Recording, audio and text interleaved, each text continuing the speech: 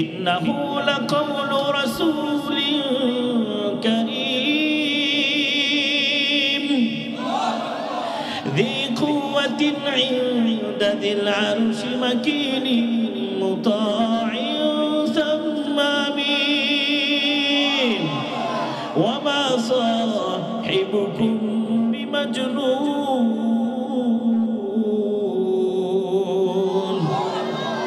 এই আয়াতগুলো আপনাদের খেদমত তেলাওয়াত করেছি, যেহেতু আজকে মাদ্রাসাকে কেন্দ্র করে প্রোগ্রাম এবং হাফেজ ছাত্রদের আজকে পাগড়ি পরানো হবে, সেই জন্য এই আয়াতগুলো নিয়েছি। এই বাচ্চারা কোরআন শরীফে হাফেজ হয়েছে, তারা কোন কালামটা মুখস্থ করেছে এটা জানার দরকার আছে আমাদের। এখানে আল্লাহ তাআলা, আমি যে আয়াতগুলো পাঠ করেছি এখানে আল্লাহ তাআলা কুরআনুল কারীমের একটা সনদ বর্ণনা করতেছেন। সনদ, যারা এখানে আছেন আলেম না, তারা সনদ কি এটা বুঝবেন না, কিন্তু উলামায়ে কেরাম সনদ নাম শুনলে বুঝে ফেলবে যে সনদ কাকে বলা হয়। তবে আমি আপনাদেরকে বুঝাই, এই যে আমি ওয়াজটা করতেছি, ওয়াজটাই কাকায় শুনছে, কাকায় শুনে এই ওয়াজটা কাকির সাথে যাই করছে, কাকি এই ওয়াজটা শুনে এলাকার আরো অনেক কাকির সাথে করছে। এই যে আমার থেকে কাকা, কাকার থেকে কাকি, কাকির থেকে আরো কাকি, এই যে ধারাবাহিকতা, এটাকে সনদ বলা হয়। এটা কি বলে? সনদ বলে। আবার প্রত্যেকজন ব্যক্তিকে রাবি বলে।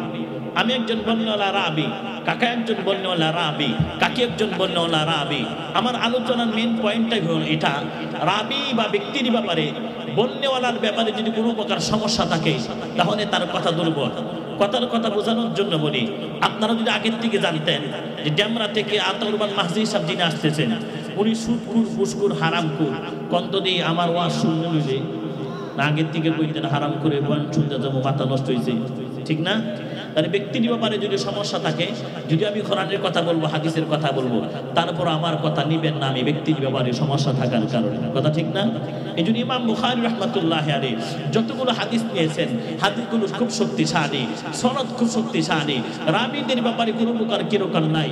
যার দরুন বুখারী শরীফ থেকে কোনো হাদিস দ্বারা আমাদের সামনে দলিল পেশ করলে আমরা সেটাকে মাথা পেতে গ্রহণ করে নেই।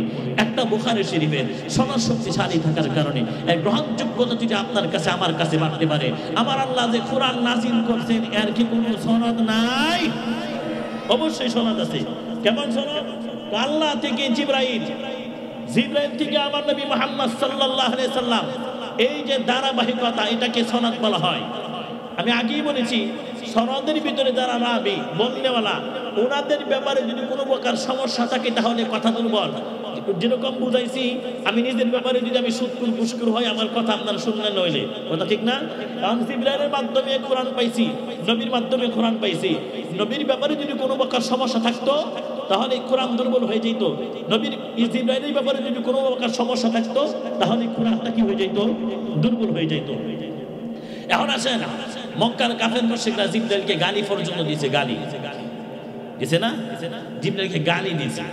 এখন কাহারও যদি সন্দেহ হয়, এই জন্য আল্লাহ তাআলা সনদের প্রথমে জিবরাইল যে কেমন এটা আল্লাহ বলতেছেন। আল্লাহ বলেন ইন্নাহু লাকাউলু রাসূলিন কারীম, এটা না সম্মানিত রাসূলের কথা।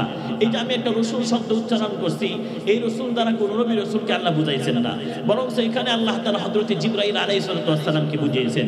তাহলে সরল অর্থ দ্বারা হলো এটা না জিবরাইল, সম্মানিত জিবরাইলের কথা। আচ্ছা, বড় যদি কি আল্লাহ যদি কাউকে সম্মানিত বলে, তার সম্মানের ব্যাপারে আমাদের আর কোনো সন্দেহ থাকতে পারে না? আর কোনো সন্দেহ নাই।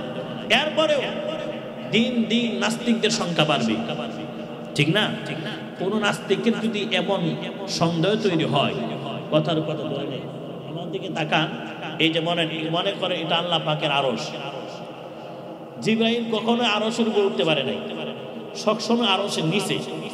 এবার জিবরাইলকে আল্লাহ দায়িত্ব দিলেন, মনে করেন না ইন্না আতাইনা কাল কাউসার, এই সূরা দায়িত্ব দিলেন আল্লাহ জিবরাইলকে। এবার জিবরাইল আরশের নিচ থেকে, আল্লাহ এখান থেকে পাঠ করছে, জিবরাইল আরশের নিচ থেকে শুনছে। এখন জিবরাইল সালামের দায়িত্বটা কি? হ্যাঁ, কে বলছে? মোসা জিবরাইল সালামের দায়িত্ব কি? নবীর কাছে পৌঁছায় যাও। জিবরাইল সালামের দায়িত্ব কি? জিবরাইল সালামের দায়িত্ব হলো এই যে এখান থেকে শুনছে, আল্লাহ এখান থেকে পাঠ করছে, এবার জিবরাইল দায়িত্ব হলো নবীর কাছে এই আয়াতটা পৌঁছায় দিবে। এটা জিবরাইল সালামের দায়িত্ব। এখন মনে করেন জিবরাইল সালাম আয়াত নিয়ে আসতেছে, মনে করেন আয়াতটা নিয়ে আসতেছে, উপর দিক থেকে ষষ্ঠ আসমান ভেদ করে পঞ্চম আসমানে নামলেন, পঞ্চম আসমান ভেদ করে চতুর্থ আসমানে নামলেন। আপনারা সকলে জানেন আসমানে আল্লাহ তাআলার আরো বিশাল বড় বড় সৃষ্টি রয়েছে, যেগুলো অনেক শক্তি। যদি কারো এমন সন্দেহ হয় হুজুর এমনটাও তো হতে পারে যে আসমান ভেদ করে যখন জিবরাইল আল্লাহ পাকের তরফ থেকে আয়াত নিয়ে আসে, আসমানের মাঝখানে অপর কোন শক্তি আইসা জিবরাইল আক্রমণ করে বসছে, জিবরাইল তার শক্তির সাথে কুলাইতে পারে নাই, আল্লাহ যে আয়াতটা দিয়েছিল ওই আয়াতটা চিন্তাই করে টান দেয় নিয়ে গেছে গা। এখন জিবরাইল হাত খালি হয়ে গেছে। পরবর্তীতে জিবরাইল মন গড়া কিছু কথা নবীর কাছে দিয়ে গেছে। আসলে প্রকৃতপক্ষে আল্লাহ পাকের কালাম আমরা পাই নাই। কেন পাই নাই? তো আসমানের মাঝখানে অপর কোন শক্তি এসে জিবরাইলের কাছ থেকে আল্লাহ পাকের আয়াত চিন্তাই করে নিয়ে গেছে, সঠিক কালাম আমরা পাই নাই। এটা একটা প্রশ্ন, এটা একটা নাস্তিকদের প্রশ্ন। এখন নাস্তিকদের এই প্রশ্নের সমাধান আল্লাহ দিচ্ছেন। আল্লাহ বলেন জি কুওয়া না, জিবরাইলের অনেক শক্তি।